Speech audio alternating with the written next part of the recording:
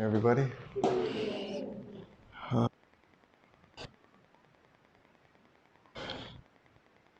Finish up on the topic of idolatry, but I'm actually going to a close last teaching, and it's a topic that was introduced in about 390 AD, and I think it was book 13 of Augustine's Confessions, where he came up with, at this point, remember that he's solid into his Christian heritage, his Christian theology, his relationship with God. He's not influenced by his Manichaeism at all, the agnostic heresy that he was in for 8 years before he got saved, Christian. And he had absolutely brilliant man. He was the Paul of his era. And we can't say enough about his brilliance in philosophy and theology. He came up with this concept. He called it disordered love. And basically, I introduced it in closing the last time, and it's a very profound, because as far as he's concerned, it's the source or the essence of sin in our life, disordered love.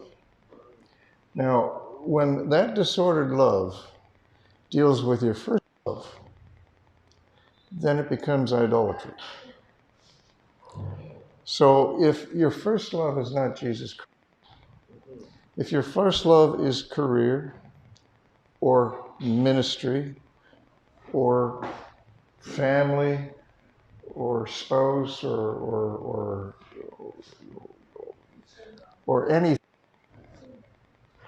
anything else, security, whatever, then that has replaced Jesus in your life, and that is idolatry. That is what you worship. I asked the question, and the question was, what thing, if you lost it, could almost mean that you would lose the will to live? So I started it. Remember that? In other words, what is that thing that is your whole purpose for living? That if you lost it, you would lose the will to live. And if it isn't Jesus, then it's a creation, not the creator. And you're looking for creation to give you only what the creator can give you. And it's idolatry. And whenever you're involved in idolatry, it is destructive because it is unfulfilling. It can't give you what you're looking for. So he came up with this concept of disordered love, and it goes far beyond the first love. And what I want to do is go back to Deuteronomy 28:28. Deuteronomy? Yeah. 68 verses in the chapter. Verse 14, where God's blessings for obedience to the voice of the word of God. And the final 50 odd were God's curses for disobedience. And smack dab in the middle of it, in verse 28 of Deuteronomy 28. Now, I want you to realize this, because, you see, you read the Word of God and it doesn't penetrate because you think it's for somebody else. Or you don't understand the true implication of what it's saying.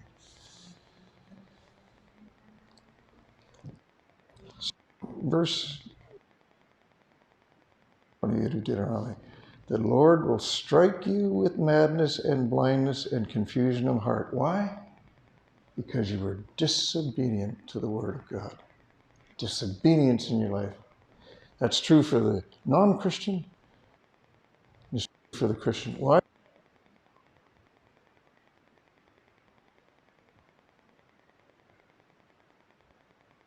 Creation declares the Creator.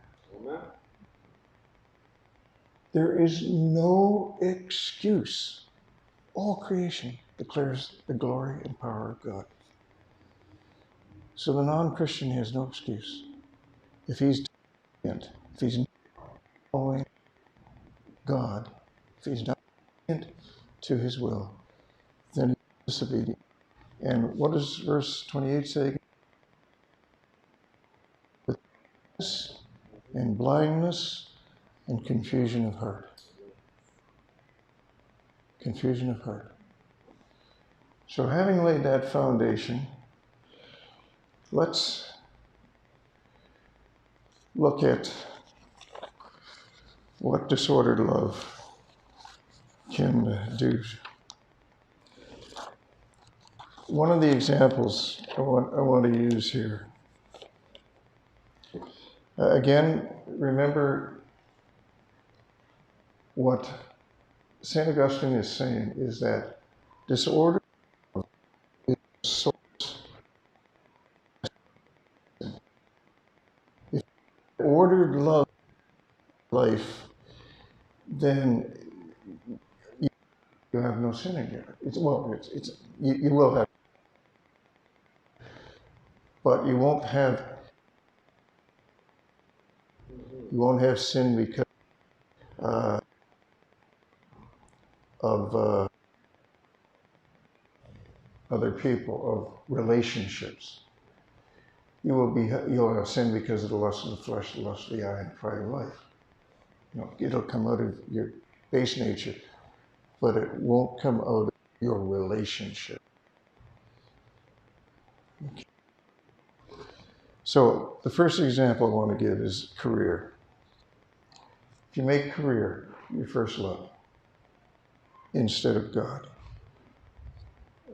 you're looking for affirmation, praise, and created that only God can give you, resulting in a sense of emptiness with every accomplishment you achieve. So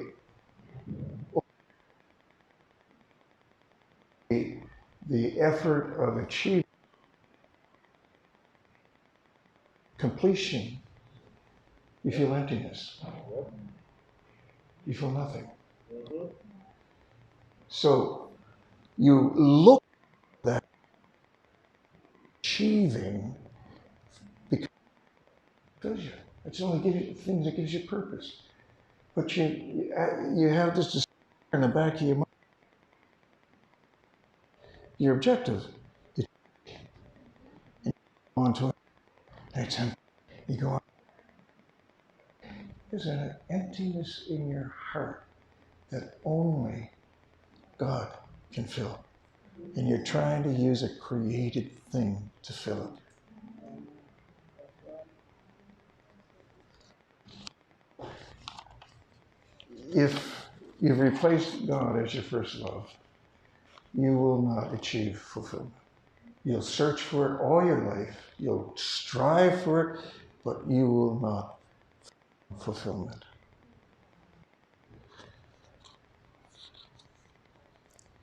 The second example I want to use here is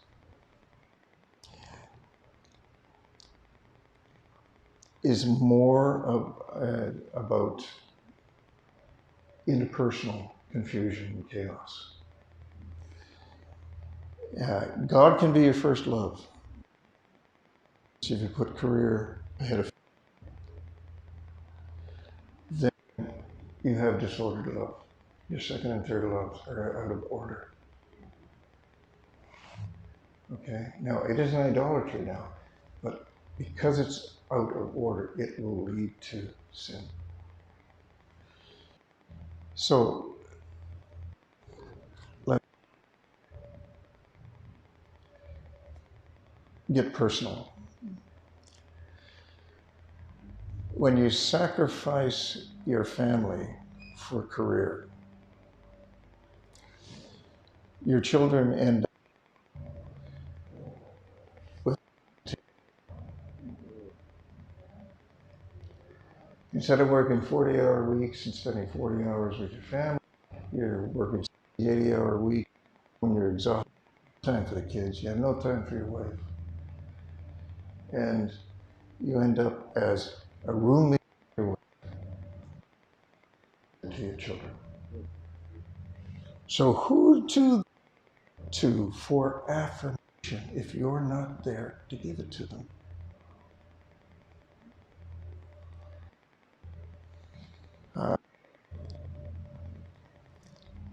Like I said, I wanted to get personal here. I suffered from that. I was driven by a spirit of rejection that made me a pleaser of men, that looked to other people to give me gratification, to give me approval. So I worked at multiple jobs, constantly felt the compulsion to succeed, to achieve, so that I could get the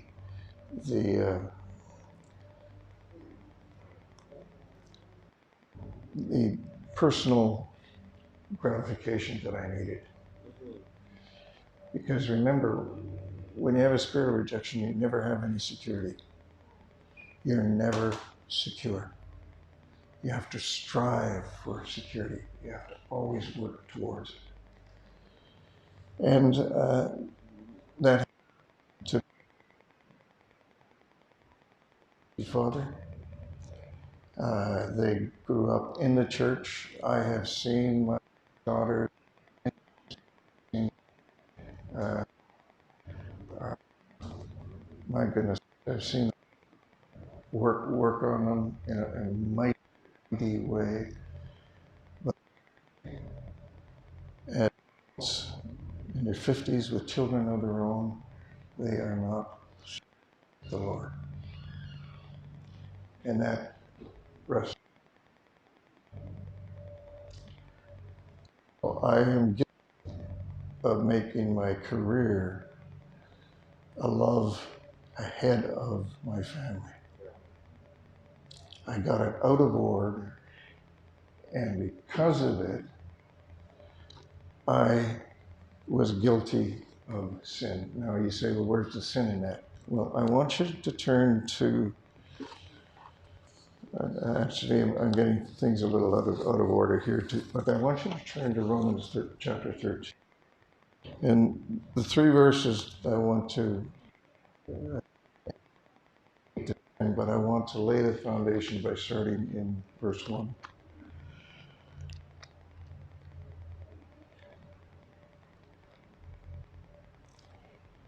Because this is what Paul was talking about here. He's talking about the consequences. And in this case, he's talking about the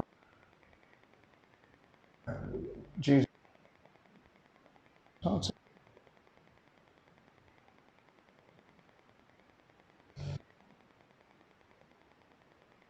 In Romans, let every for there is no authority except God, and the authority is appointed by God. I want you to listen to this, because one of the, you are the. I read that and I'm guilty. Listen to what I also.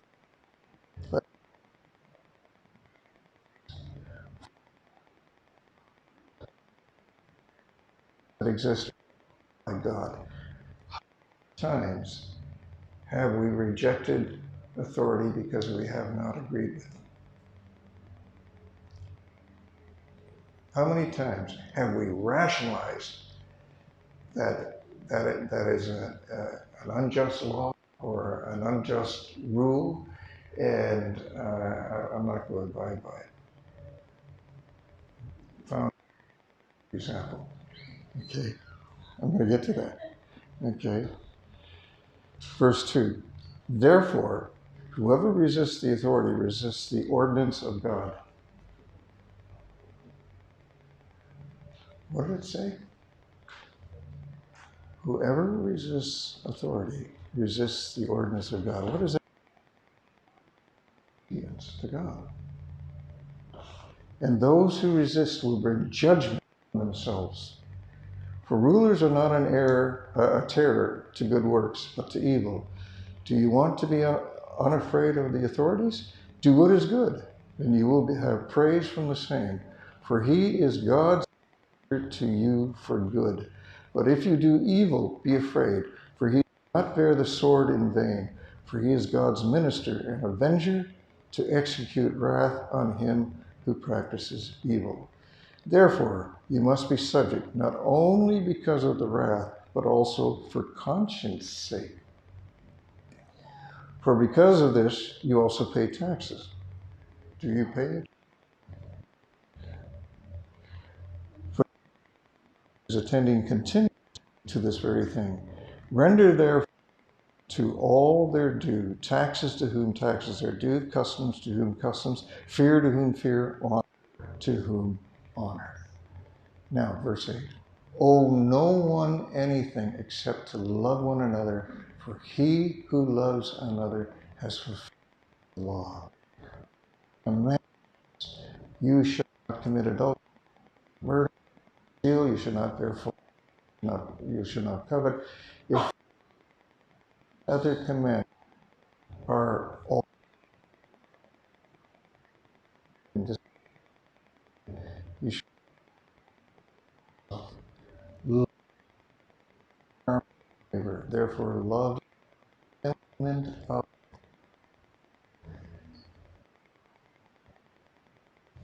lawyer. Ask Jesus, what is it?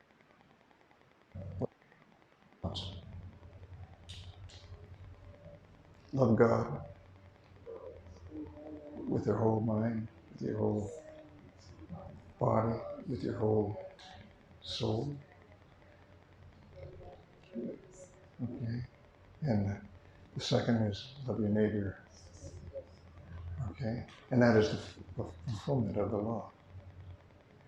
So when we get our loves out of disorder, we inevitably end up violating the commandments. And we're in disobedience to the Word of God. And we're bringing confusion upon our hearts. Confusion upon our hearts. Now, I'm skipping a lot here because I apologize to you. I'm feeling the pressure of my wife, and I decided to cut to the kernel of what I want to say. I was going to get into Gnosticism in the traditional church tonight, but I'm not. I'm going to put that off. So if I only talk to you for 20 minutes or 25 minutes, forgive me, but I'm a little preoccupied.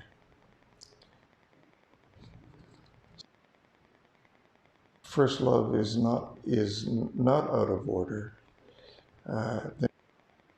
First love, and we were in our life. But if I don't know if any of you have taken business here, but there's a concept in business called Maslow's hierarchy of needs. Well, there is a hierarchy of to. Okay, there is a natural order to where ministry.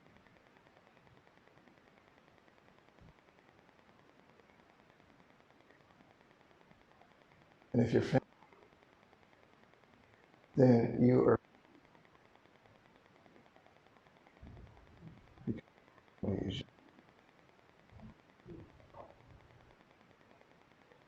guilty of sin. Not but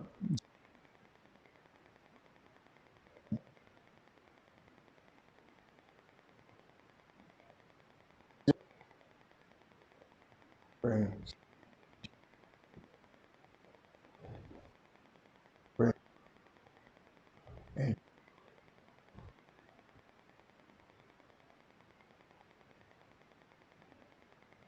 family that's in chaos. It's anything you put above it will be affected by it, and that will be in chaos as well. If it's your career will be in chaos because you don't. If you're in chaos because your family is not stable. Whatever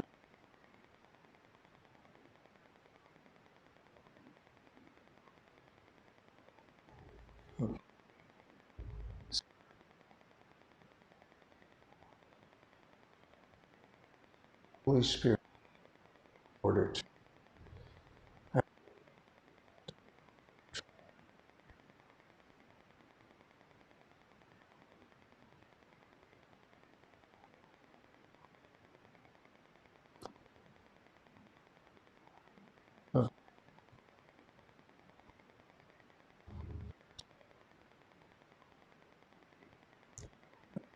got a couple.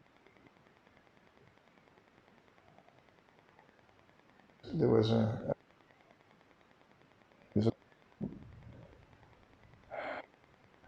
maybe about me and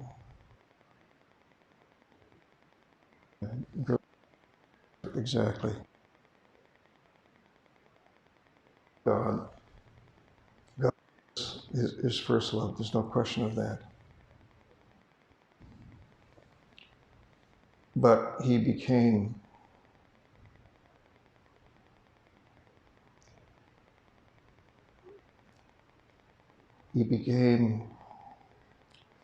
affected by the heresy of works. He thought that he had to work for God's love, not for his salvation, but for his. So he started. Now, it puts your peril. Literally, you can't put groceries, food on the table. You can't buy food or aid, or you can't buy. He was with that.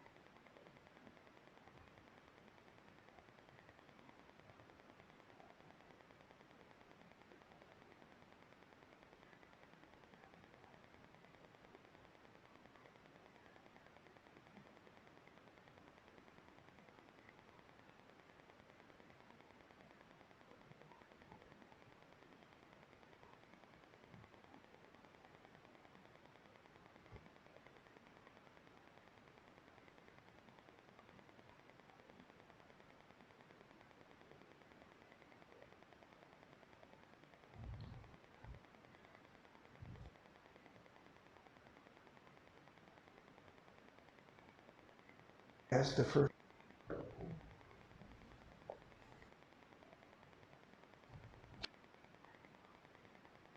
and his zeal towards God. Problem.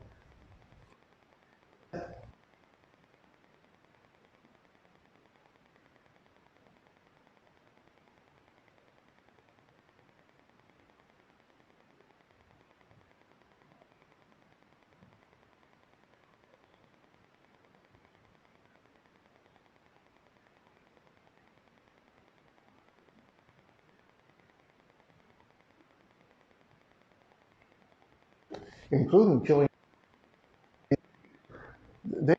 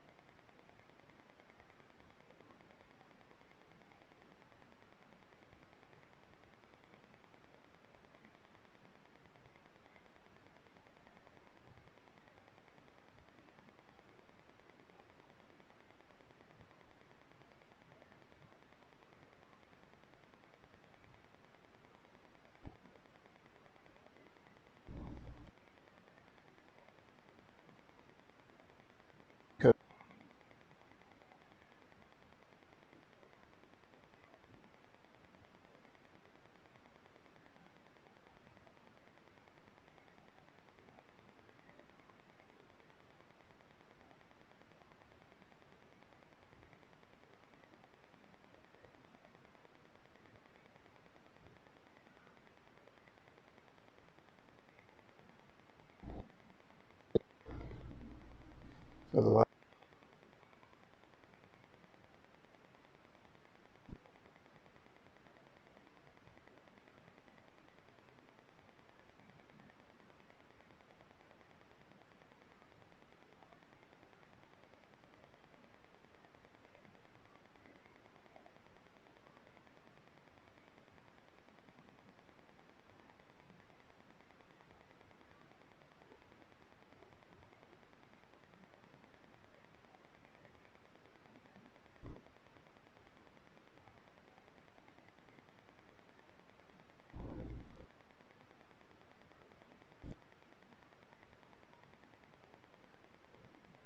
to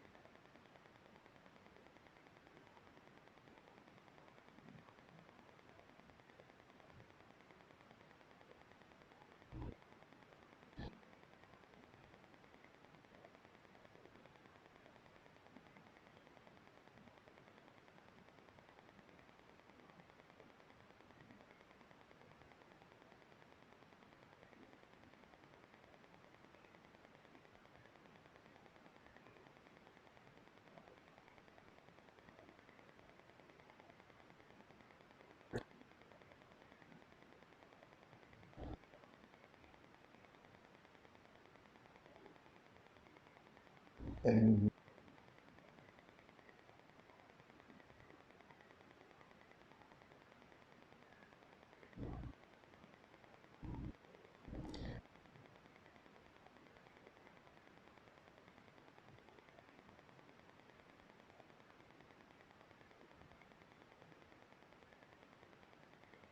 in his heart, but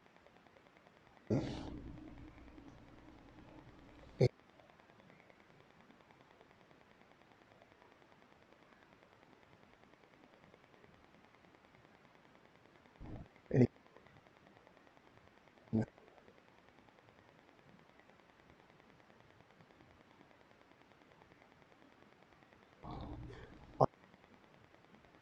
a half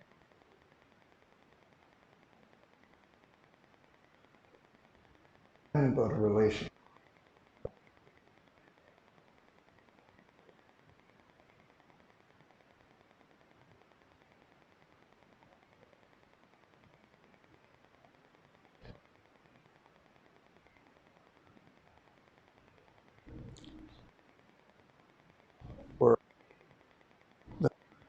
have a Christian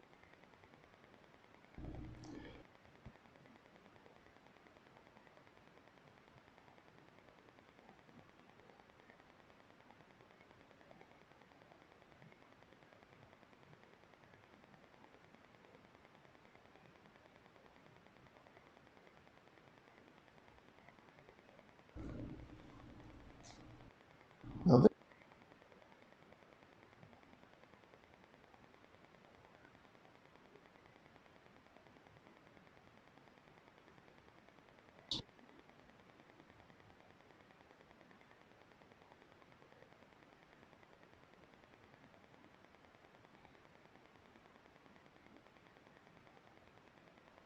and it brought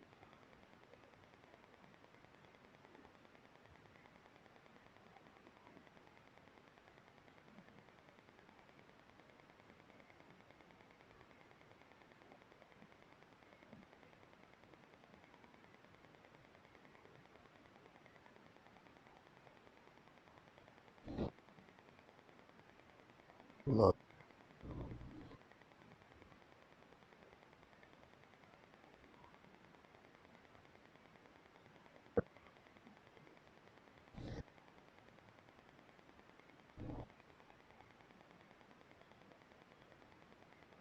The right or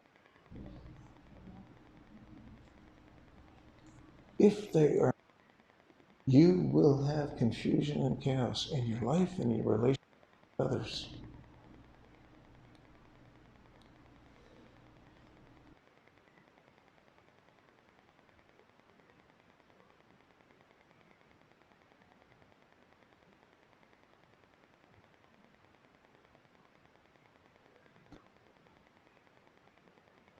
But I'm getting to the core of what I'm trying to cross to you.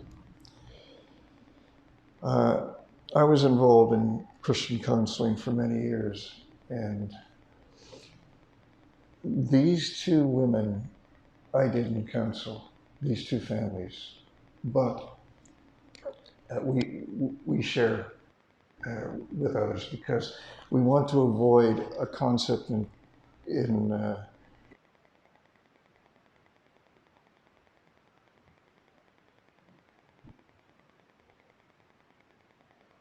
how they feel. They're not looking for a solution.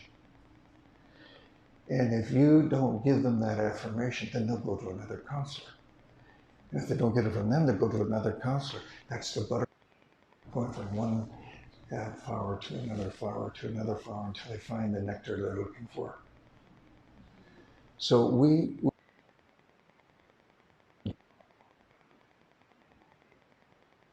their husband,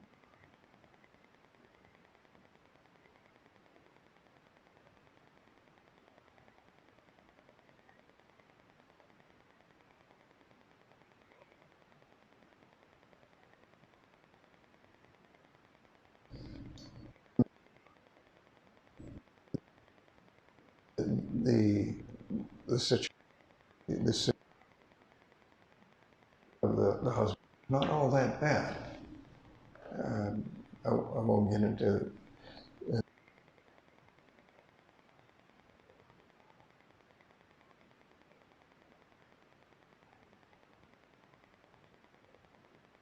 wife and the husband, long-term Christians,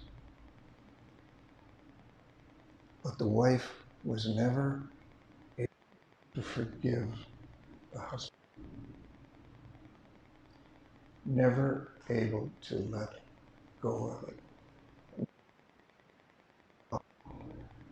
The Holy Spirit to redeem marriage, bring to the husband.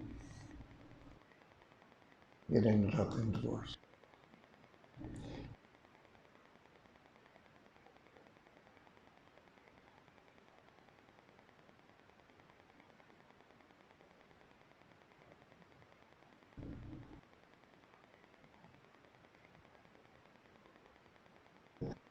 I mean, he,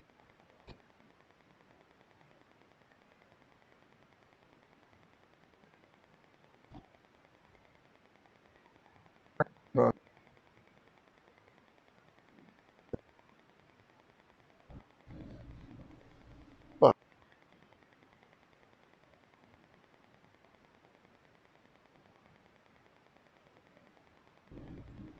They work through the concept to work in his life and to bring transformation in his life and to save the marriage.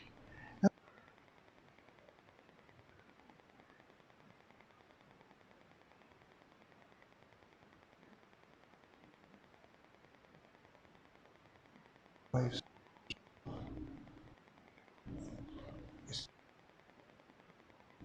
it was, he had harmed her first love, not her loves were out of order.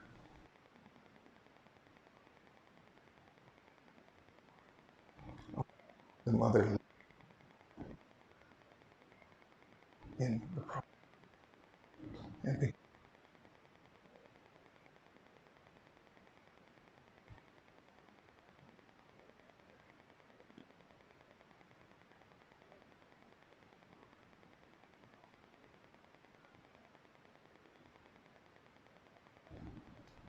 and result.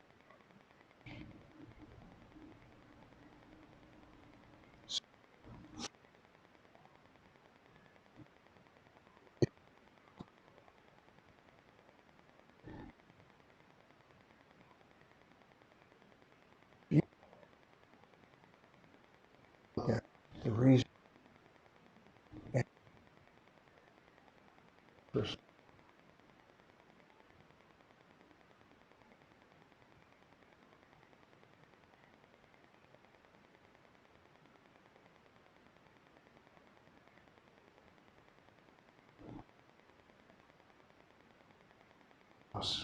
will reign and nothing good will come of it. So, okay, and disordered love goes beyond the first love. Source, yes, if but if any other loves are out of order, that disorder will breed sin in your life and bring confusion. Okay, so I'm going to, and we'll get into the Gnostic heretical influence on the traditional church.